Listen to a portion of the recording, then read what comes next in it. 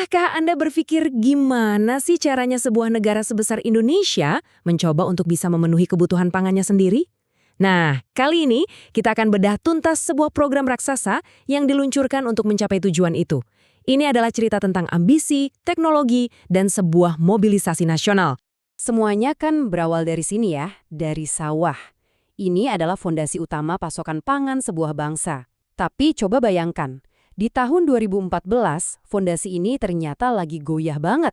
Produksi dalam negeri kita saat itu udah nggak sanggup lagi ngejar permintaan yang terus-terusan naik.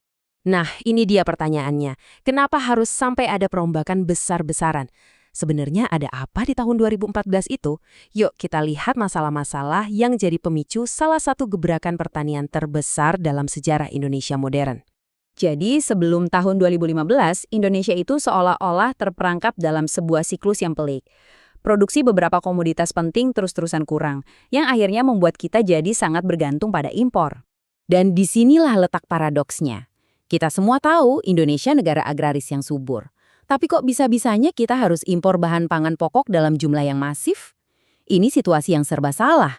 Petani bisa rugi besar waktu panen raya karena harga anjlok. Tapi di sisi lain, kita sebagai konsumen juga pusing karena harga melambung tinggi waktu pasokan lagi langka. Nah, untuk menjawab tantangan itu, pemerintah nggak main-main. Mereka meluncurkan sebuah program yang super ambisius dan mencakup semua lini dengan satu tujuan, membalikan keadaan. Namanya adalah UPSUS, singkatan dari Upaya Khusus. Dan ini bukan sekedar kebijakan di atas kertas loh. Anggap saja UPSUS ini adalah sebuah gerakan mobilisasi nasional dari atas ke bawah yang dirancang khusus untuk mendapatkan hasil yang cepat dan benar-benar terukur. Lalu, gimana cara kerjanya? Strategi program ini dibangun di atas 4 pilar utama.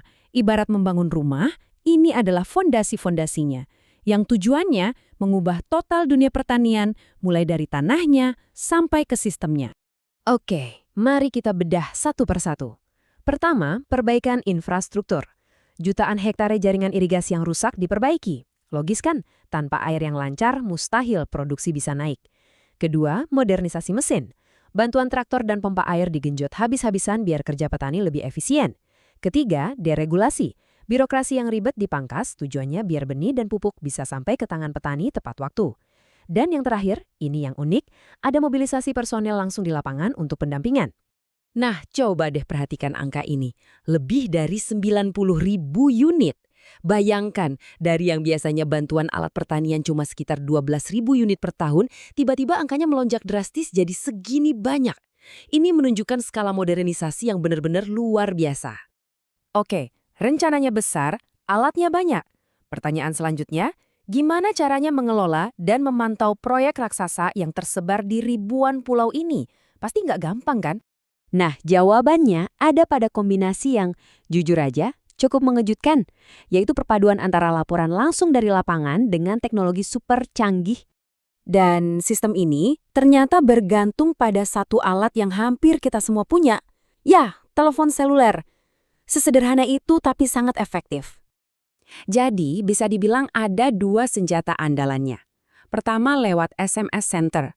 Petugas di lapangan cukup kirim SMS berisi data tanam dan panen setiap hari. Simpel kan? Tapi nggak berhenti di situ. Data dari SMS ini kemudian divalidasi dengan mata dari langit, yaitu pemantauan satelit. Jadi, citra satelit dipakai untuk memverifikasi data lapangan.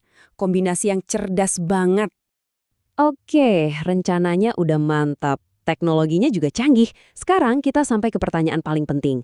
Apakah semua upaya besar-besaran ini benar-benar membuahkan hasil? Yuk kita lihat datanya. Kita mulai dari beras, makanan pokok kita semua. Hasilnya, produksi berhasil naik sebesar 15% pada tahun 2017. Untuk komoditas sepenting beras, ini adalah kenaikan yang sangat signifikan.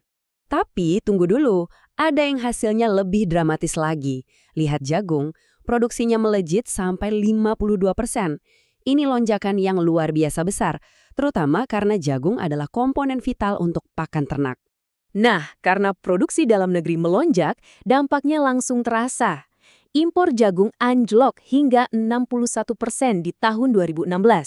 Dan puncaknya, di tahun 2017, Indonesia sama sekali nggak perlu impor jagung lagi untuk pakan ternak. Angkanya 0.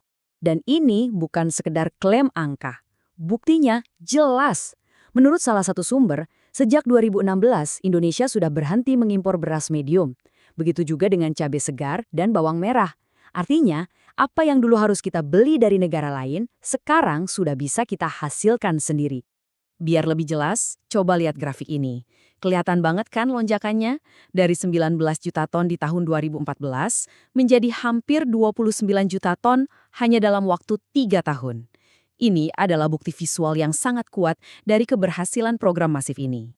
Program UPSUS ini menunjukkan apa yang bisa dicapai ketika sebuah negara mengerahkan seluruh upayanya secara monumental. Tapi ini juga meninggalkan sebuah pertanyaan besar untuk kita renungkan bersama. Berapa harga yang harus kita bayar untuk mencapai kemandirian pangan? Dan apa implikasi jangka panjang dari strategi seperti ini bagi masa depan ketahanan pangan global?